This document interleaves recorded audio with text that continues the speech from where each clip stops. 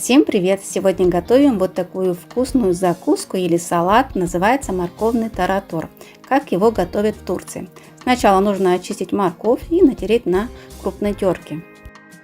На разогретом масле обжариваем морковь, постоянно помешивая. Добавляем соль по вкусу и вот так тушим приблизительно 3-4 минуты. Морковь поменяет свой цвет и станет более мягким. Перекладываем в тарелку и даем остыть.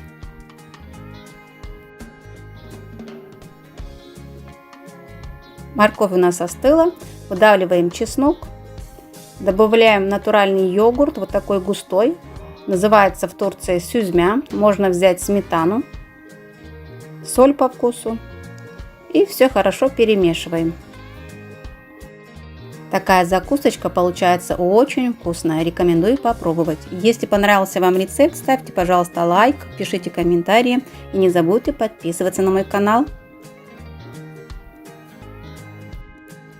Йогурта не хватило, добавила еще одну ложку.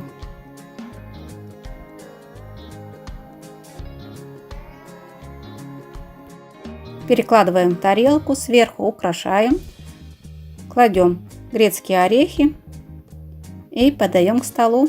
Желаю вам приятного аппетита и отличного настроения. Всем пока, до новых встреч!